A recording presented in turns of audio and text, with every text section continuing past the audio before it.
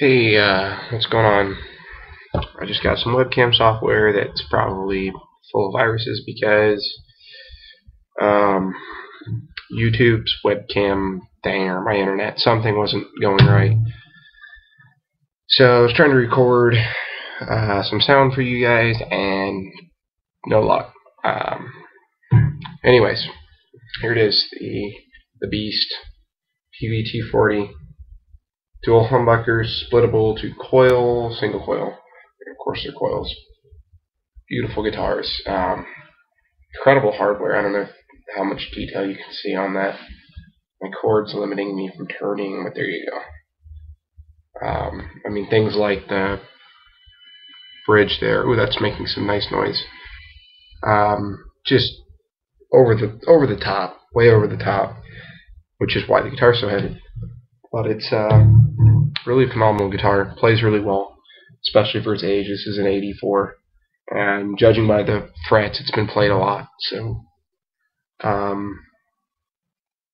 yeah, here goes. I'm going to show you the switches so you can kind of see what I'm doing. And the versatility of this guitar is absolutely incredible. I don't play bass, first of all. I'm learning. I'm a student. I do play a little bit of guitar, so I'm just trying to give you a sound check. My playing is up to par. I'm aware. Thank you. The T40 is kind of unique. The volume knobs also include a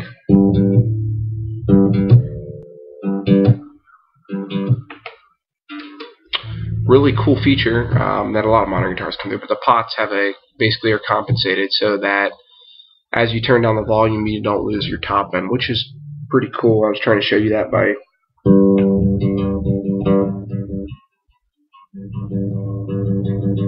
sound is even all the way down, so you can play at lower volume levels without changing it. However, I've noticed that if you're in both pickups, if you just turn one pickup down, just slightly, not all the way, to like 8.5 or so,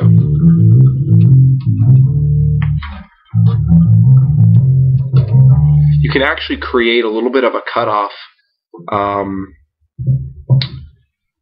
using, I haven't totally figured it out, but it does change the sound. I think what they tried to do was the compensation was not changing the sound, so when you're in one pickup, it doesn't change the sound, but when you play with two, for some reason, it does. So that's cool. It gives you other options. Also, the phase switch, which I don't totally understand, and I'm pretty sure it switches. It puts one pickup, or it puts the pickups out of phase with each other, whatever that means, relative to the other. So I think that means the coils that on one pickup are switched relative to the other pickup. I don't know if that's totally right, but that's kind of what I understand, and that's kind of what it sounds like. If you look at the pickup setup of other guitars that it can emulate when you're in this mode, you can kind of go for a Rickenbacker type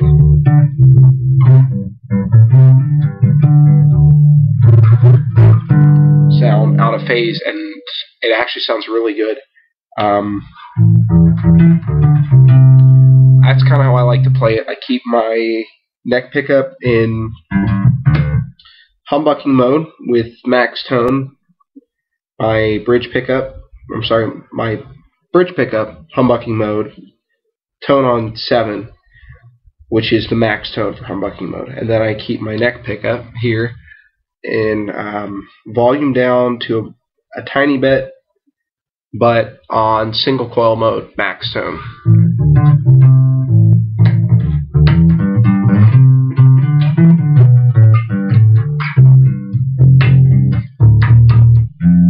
It's really pronounced, really good mid-range, but it doesn't lose the bottom end at all, and the top end is really crisp still.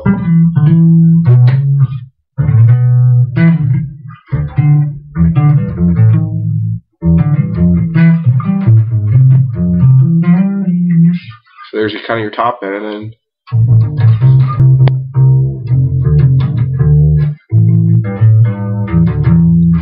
a little bit of your mid and bottom end. So I'm going to start just from I always get it wrong, but the bridge pickup, treble, pop, whatever you want to call it. And I'm going to bring the tone, or I'm not going to bring it, it's already down. I have the tone down to 0. So it is in humbucking mode with minimum tone. This is a really, think EB, Gibson EB for both pickups, or a humbucker pickup with no tone on it at all. But that's kind of the sound that it portrays. I'm going to just run through the different.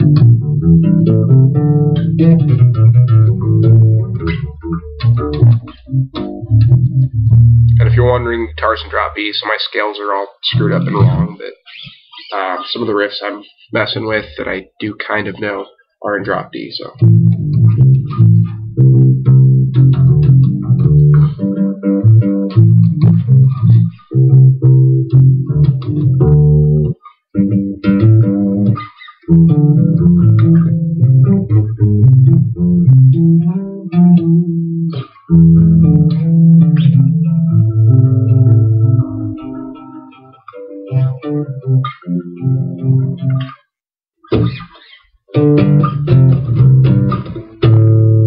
Get some pretty cool chord noises out of it.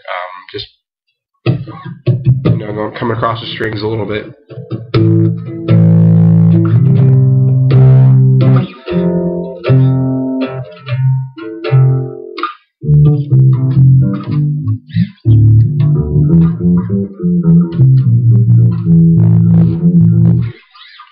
So there you go. There's your oh, something I do have to try actually.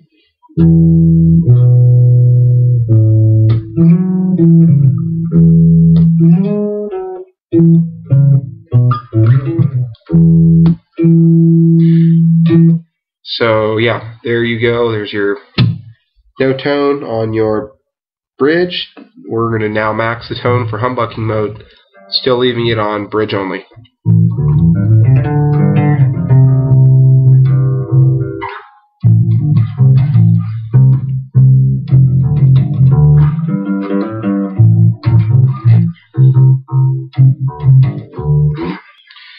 There's that. There's your bottom end. Here's kind of your top end.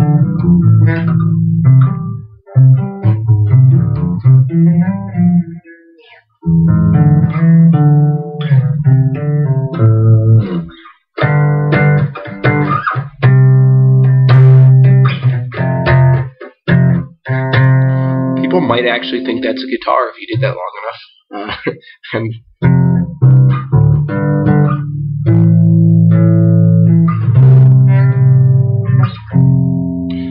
kind of it's got a little punch to it. Punchy is probably the best word actually for this setting. It's not poppy, but it's punchy. So think mid-range.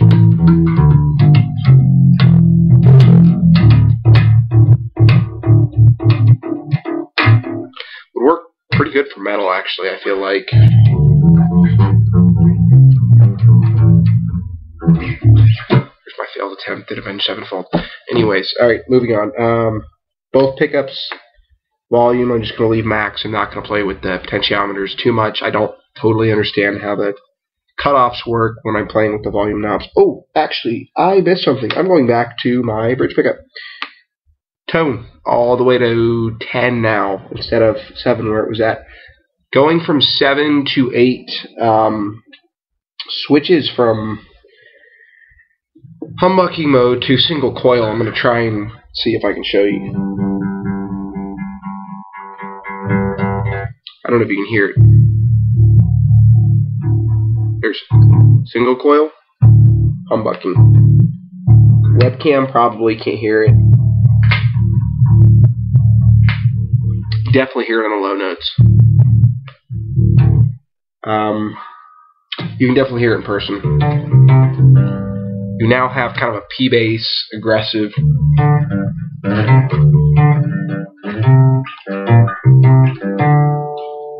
Not funky per se, but it's definitely poppier. It's, you know, classic single coil.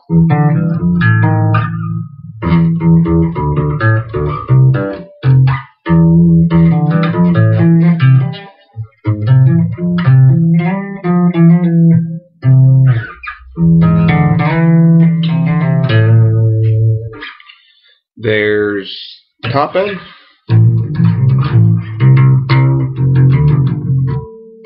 Bottom end's pretty weak, gonna be honest. I also have my pickups lowered because I'm having a problem learning my right hand technique. I keep slapping my pickups, which you can't really hear as much when you are in your bridge pickup, but when playing that neck pickup, get a really nasty pop when the string hits those magnets. So until my technique improves and I can strum cleaner, I've lowered my pickups a little bit to get a better sound and keep from wearing down the toaster bars. Okay, where was I at? Both pickups. I'm going to start them both maxed out. Humbucking mode, in phase, max volume. So I guess it's the bass setting. Not bass as in BASS, but bass as in original or standard. And it really does have the best response across all frequencies. At least to my ear it does.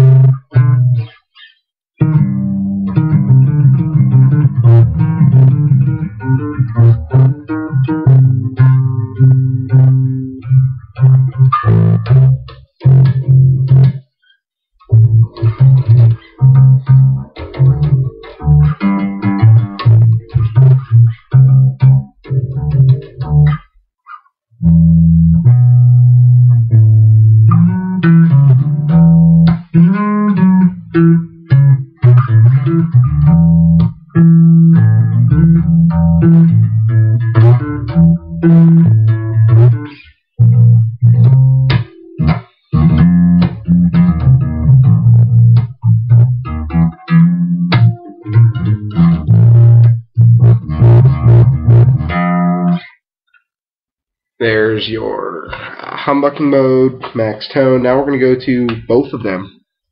Single coil, max tone for single coil mode.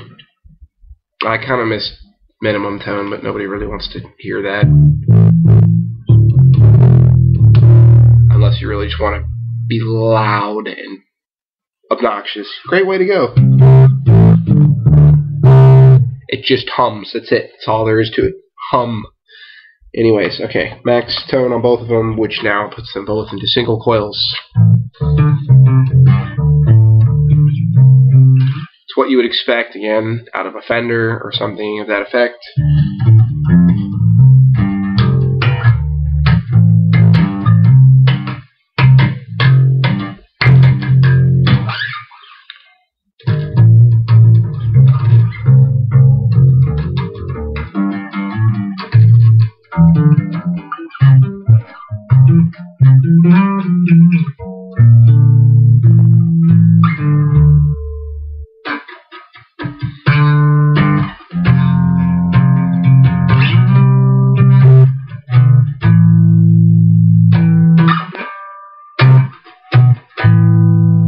I kind of like that. Anyways.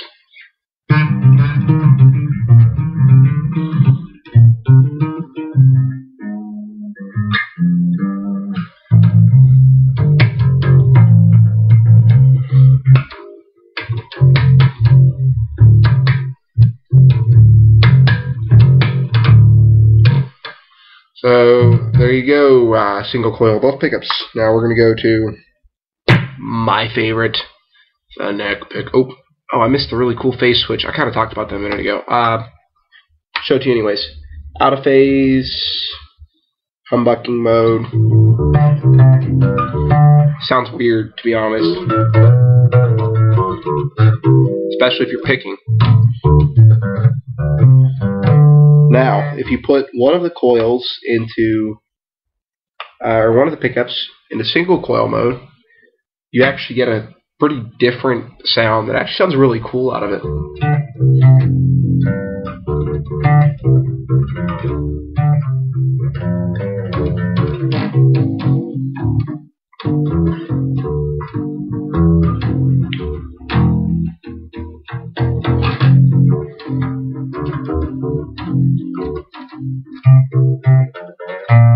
It's kind of a hollow, it's an odd noise, I'll be honest, it is, but if you play with it like I did right there, this is what I'm talking about. I just brought my potentiometer volume, the compensated potentiometer of the neck pickup, down to 8.5. This is actually how I normally play the guitar, out of phase with in single coil on the neck and humbucking on the bridge pickup. This gives me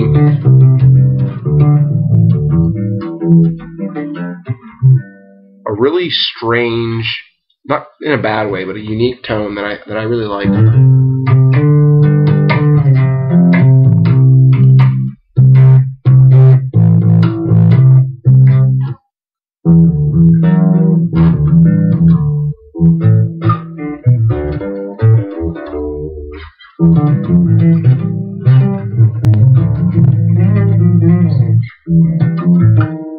It's almost like it starts off with the punch of a lot of tone and top end, and it finishes off with the hum and resonance and sustain of the lower tones that you can pick, which is something else I should mention about this guitar. The sustain is absolutely ridiculous. It's really heavy. There's a strung through design. Some people say it makes no difference. I can't have an opinion on that. I really don't know the difference as to whether it does or doesn't. All I have to say is Strats are strung through, and Les Pauls are not, and Les Pauls are still known for their sustain, as opposed to your Strat, which isn't. So be it as it may, I don't think it has any difference. I do, however, believe that the size of the bridge makes a difference, mathematically speaking. Now, on that note, positioning and size on a solid body guitar really probably doesn't make as much of a difference. Now, when we're talking acoustics, huge difference in terms of the design of the guitar. The bridge is probably overlooked by some luthiers, but it's a really good luthier knows that the shape, size, and position of the bridge dramatically affects the waves of the guitar and what kinds of tones and where the guitar is going to excel the best.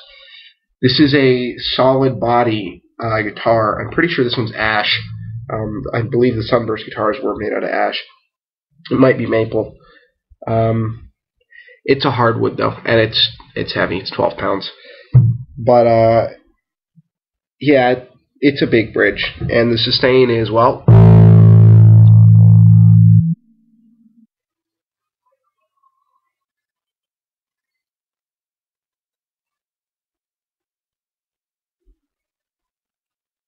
it's still ringing. I doubt the camera can hear it. I can still hear it. I can feel it. Still going. These are passive pickups, and they're lowered almost as far as they'll go. Sustain's very, very, very, very good for this guitar. I actually went, before I bought this, and played a ton in the store like most people do, and I only found 2 or 3 guitars that I would ever buy new or used as far as the selection they had for basses that I enjoyed playing as much as I enjoyed playing this one. But there was one notable one that I think played as well, if not better than this, and I feel like most of its technology was the Ibanez ATK series. If you get a chance, go play an ATK 200 or an 800. Really, I feel like is the modern version of this. Very heavy, very solid, kind of in the same way. Huge bridge, which is why I feel like it does have something to do with the playability of this guitar. Maybe it's just the overall quality of the guitar, but the pickups in the ATK also are passive and active, and it's a lot of fun once you figure out how to mess with the knobs. And if you play a lot of active basses, you probably already know how, but it took me a couple minutes. It's just incredible. It's very, very, very responsive. So finishing off on the neck pickup, in phase, which doesn't matter if I'm on one pickup. I'm going to start on no tone. This is break your speaker woof, but the bottom end response is, well, it's a call to bass.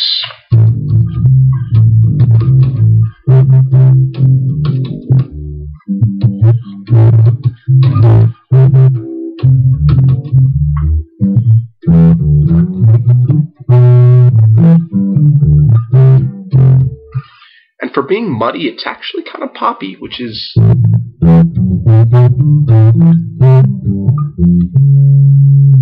I mean, that's totally relative, but you probably still couldn't hear the difference between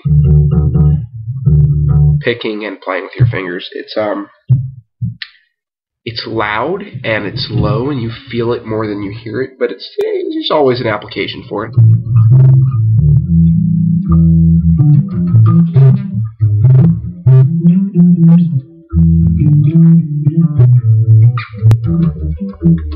I should stop now. I'm in a hotel and I'm going to have people complaining. I'm barely playing on this amp too, by the way. It's a little Hartke 30-watt combo that I picked up for $30 from Guitar Center. And I think I know why. It was rattling and the pots were scratchy.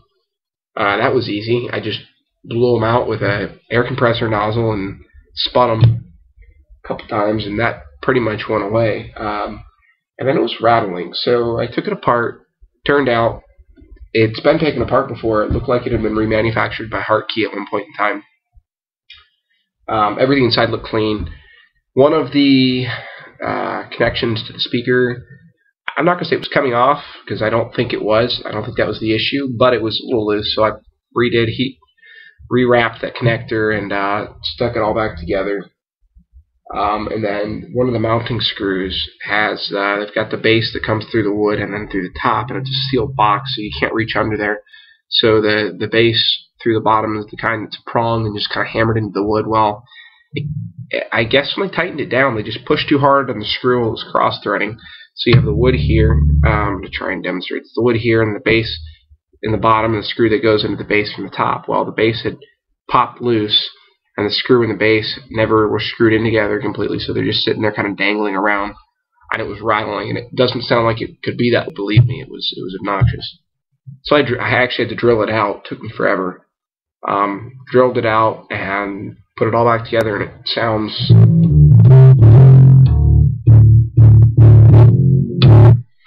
for a little 30-watt. I mean, that's pretty much, I feel like it's maxed out right there. It doesn't have a lot of overhead, but it's plenty for practicing, and I'm sure more than enough for the rest of these wonderful hotel guests who have for some reason not complained yet. So now we're going to 7, max tone for humbucking on the neck pickup.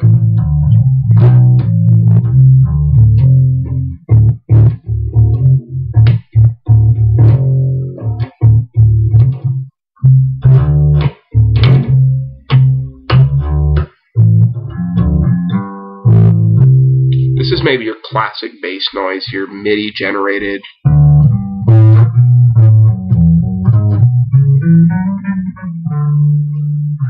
Bass sounds. Yeah.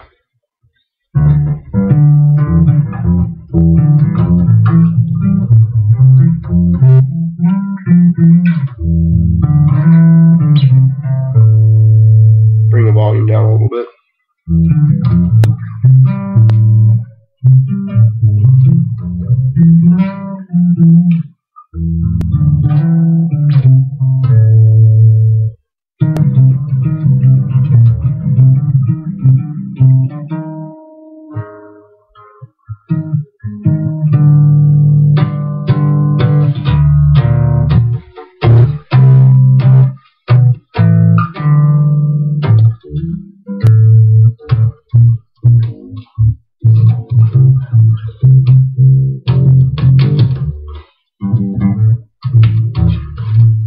So yeah, then your single coil mode.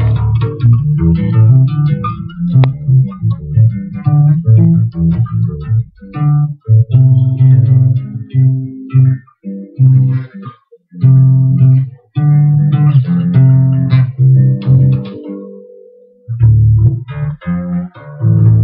my volume's down. Oops.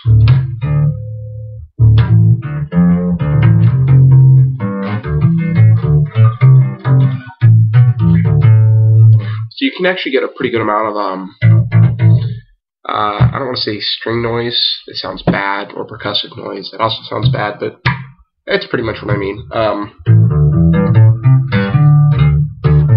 As in, you can hear the picking.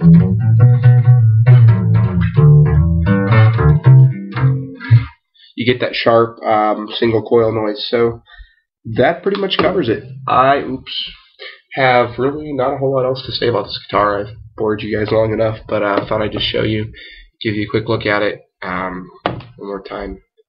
It is beautiful. So if you play guitar or play bass, get one of these before they're gone. They're getting really expensive really quickly. I was looking on some forums of people who were looking at buying them no more than 4 or 5 years ago, and they were $300–400. They're now anywhere from $500 to about $800 or $900 on the top end. I don't think they're really worth that much per se, but I'm sure they will be at some point. I'd say $600–700, which is about where this one was sitting at, with a case. Don't buy one without a case. That's what keeps these guitars in ridiculous condition. They just sat in cases. Peaveys are really underrated guitars, and these are actually, the T40 is literally worldwide the first guitar that was machine made, period. Now today it's kind of seen as a bad thing. Everybody wants a handmade guitar, a PRS, blah blah blah. If you're telling me that you can carve out a guitar better than this with your hands, I'm going to smack you in the face. You can't. The craftsmanship is unbelievable. It really goes to show that the age and the size of the company really has more to do than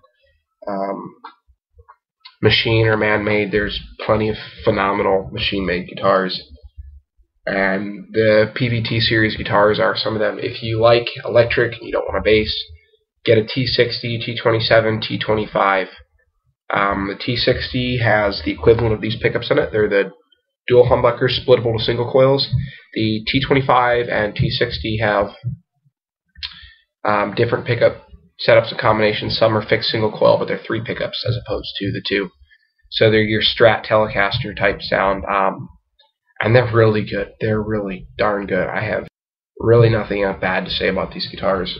The one thing that everybody complains about that they're kind of famous for is they're a little heavy and they're chunky, especially when they're the electrics. The electric body, I don't think is a whole lot smaller than the bass body. It's big, but they're not really comfortable to play in that sense necessarily. But they're just so well made, and you know they're becoming vintage. They're late 70s, early 80s guitars.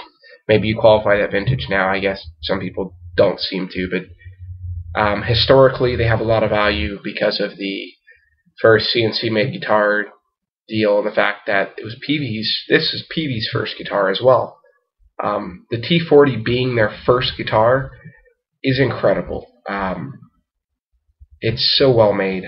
It just says a lot about Peavey as a whole. During that time period, Peavey products, and of course they were an electronics manufacturer, so that's why you have the neat, like, this was kind of just a gimmick phase switch, but that's why the electronics are so good on this guitar. And look at the wood. I don't know if you can see it real well on the camera. It's just, dude, you're gonna really struggle to find a guitar this good looking for under $1,000. This well made. I mean, I don't know if it can be done. Everything's just ridiculous. So yeah, even if you're building a guitar, if you're gonna build a parts caster, that sort of deal, do everybody a favor, find some old Peavey parts, man, and throw them together, throw them into a guitar, and save the parts from being thrown out or whatever. It really makes me sad that people have parted these guitars out as it is, but you never know what you got until it gets old and you realize that what you had is now really expensive. So that's kind of what happened with these guitars, I think. And then at some point, people said, it's not worth anything. I don't really like playing it. And threw it in the cases and threw them in their closet and hope they'll be worth something. And now they are, and they're kind of being sold, but they're going away. So if you want a guitar that now is a phenomenal player and you can play it every day, and then 20 years from now it's going to be worth a fortune, there it is. I have the case here. I'm going to try and get it to show you. Because even the case, it's just a molded case. It's nothing crazy, but it's a really well-made case compared to some of the crap that you can buy. I actually went and looked at cases. That's what was actually the deciding factor of that and an Ibanez ATK. I'm really glad I got that. But the Ibanez, I would have had to buy a case for. And cases that Guitar Center sells, most places sell, they're just universal fit on anything is never good. They don't fit great. They're okay, but they're $200 and they're crap. So if you consider that into the cost, the fact that these guitars came with these cases, let me try and show you. There it is. You know, it's a plush case. It's nice, and it fits the guitar perfectly, of course, because it's OEM and it's molded, and it's not square, so you can't stack crap on it. It's a little bit contoured, but you know, it fits the guitar wonderfully, and it survived an airline trip here, and I'm sure it's been on before, and it got shipped out in that case, and guitar is straight, neck is straight. It's all good. So I hope you kind of enjoyed my demo and my review of the guitar. That wasn't really a review, but you're hearing my review now. I love it. Buy one. You know, that's really all I've got. If you got any questions or you want to hear something on the guitar, a different setting or something like that, let me know, and I'm glad to throw it up for you.